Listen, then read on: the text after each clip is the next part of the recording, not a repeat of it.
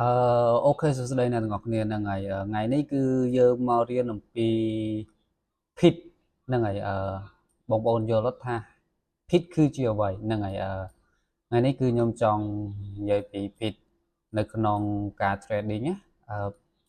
PIT គឺជាគម្លាតទីផ្សារដែលយើងចំណេញ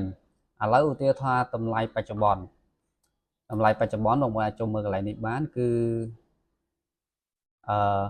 5130 sorry 132ហ្នឹងហើយតម្លៃគឺបច្ចុប្បន្ន5132អញ្ចឹងបើសិនជាបងប្អូនតម្លៃបានបាយនៅតំបន់តម្លៃ5132ហ្នឹងហើយផ្សារវាបានឡើងរហូតទៅដល់5140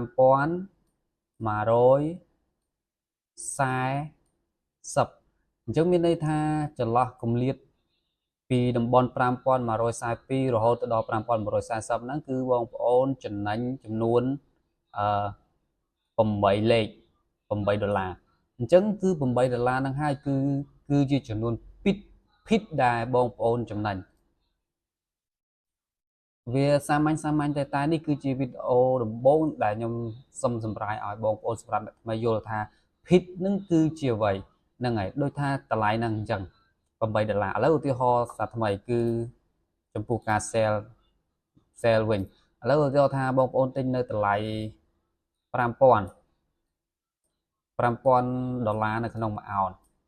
អញ្ចឹងបើសិនជាតម្លៃនេះវាចុះមកដល់តម្លៃ$4990អញ្ចឹងមានន័យថាចំនួន PIT ដែលបងប្អូន trade ចំណេញនោះគឺវាចន្លោះ$10អញ្ចឹងមានន័យថាបងប្អូនចំណេញ$10នេះគឺជាចំនួន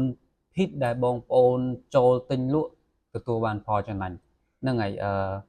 វីដេអូគឺងាយតែនេះដែលគេហៅថាចំនួន PIT ដែលបងប្អូនអាចទទួលបានផលចំណេញឥឡូវឧទាហរណ៍ក្នុងក្រាបជាក់ស្ដែងតែម្ដង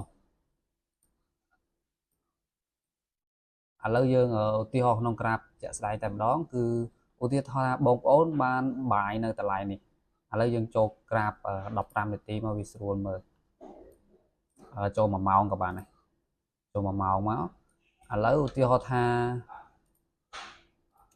ចាំតិចឥឡូវតថាបងប្អូនបានចូល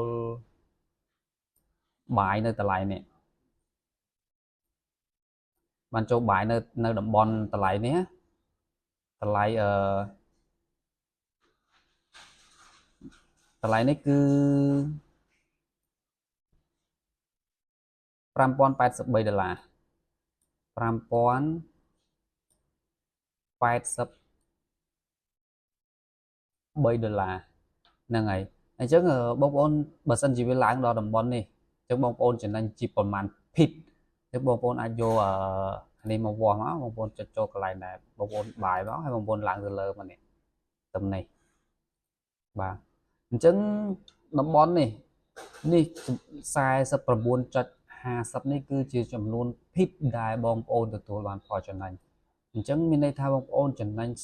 49 PIT PIT គឺងាយស្រួលទេបងប្អូនងាយស្រួលចំណាំងាយស្រួលយល់ទេអានេះសម្រាប់បងប្អូនអ្នកថ្មីគឺបងប្អូនចំណេញប៉ុណ្ណានោះហើយគឺជាចំនួន PIT ដែលបងប្អូនចំណេញវាងាយស្រួលតែប៉ុណ្ណឹងអរគុណច្រើនបើសិនជាបងប្អូនមេរៀននេះគឺវាមិនសូវសំខាន់ហ្មងតែប៉ុន្តែគឺខ្ញុំត្រូវតែប្រាប់សម្រាប់បងប្អូនអ្នកថ្មីដើម្បីឲ្យគាត់ដឹងថាចំនួន PIT គឺជាអ្វីដែលគេហៅថា PIT គឺជាគម្លាតទីផ្សារដែលយើងចំណេញដែលដូចថាយើងបាយនៅតម្លៃ$5000នៅក្នុងមួយអោនវាឡើងទៅដល់$5010នៅក្នុងមួយអោនអញ្ចឹងមានន័យថាបងប្អូនចំណេញ10 PIT នឹង10 PIT បើវាចុះ10 PIT 20 PIT ទៅតាមនឹងអាស្រ័យទៅលើបងប្អូន